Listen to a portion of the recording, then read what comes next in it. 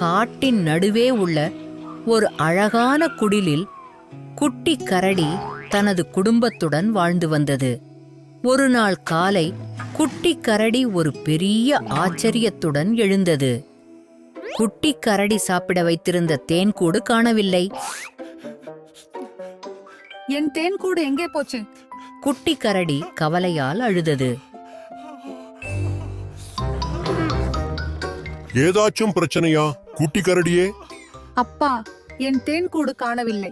எல்லா இடங்களும் தேடினேன். கவலைப்படாதே, மறுபடியும் நன்றாக தேடிப்பாரு, கண்டிப்பாக கிடைக்கும்.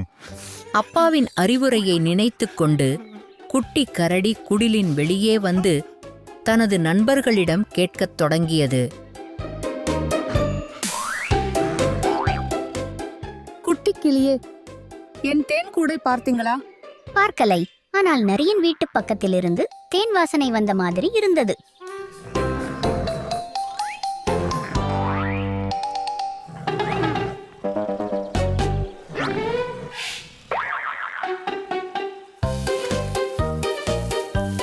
புள்ளிமானே, என் தேன்கூடை பார்த்தியா? ஆமாம், காட்டுப்பாதையில் யாரோ தேன்கூடை தள்ளிக்கிட்டே ஓடின மாதிரி தடங்கள் இருந்தது.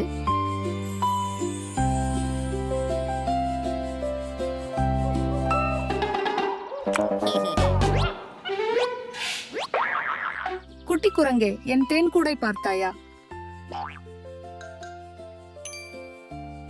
தேன் கூடை நான் பார்க்கல, ஆனா ஆற்றங்கரைக்கு அருகே யாரோ ஏதோ ஒன்றை எடுத்துக்கிட்டு வேகமா ஓடினதை பார்த்தேன்.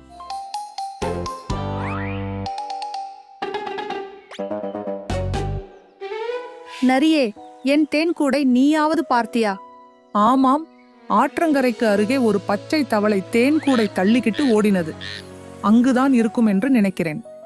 அவர்கள் அனைவரும் ஆற்றங்கரைக்கு விரைவாக ஓடினர். பெரிய பாறையின் பின்னால் தவளை தேன்கூடு சாப்பிட கையில் பிடித்துக் கொண்டிருந்தது. அதுதான் என் தேன்கூடு. உன்னோடதுன்னு எனக்கு தெரியாது. என்ன மன்னிச்சுடு கரடியே. நான் எல்லா இடங்களிலும் தேடினேன். நீ கேட்டிருந்தால் நிச்சயமாக நான் கொடுத்திருப்பேன். மன்னிக்கணும். எனக்கு தேன் ரொம்ப பிடிக்கும். சிறிது சுவைக்கணும்னு எடுத்தேன். திருடணும்னு நினைக்கல.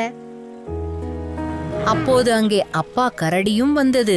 தவறை ஒப்புக்கொள்வது நல்ல பழக்கம், ஆனால் மற்றவருடையதை அனுமதி இல்லாமல் எடுக்கக்கூடாது. சரி கரடியாரே, இனிமேல் கேட்டுத்தான் எடுப்பேன். பரவாயில்லை, இப்போ எல்லாரும் சேர்ந்து தேனை சாப்பிடலாம்.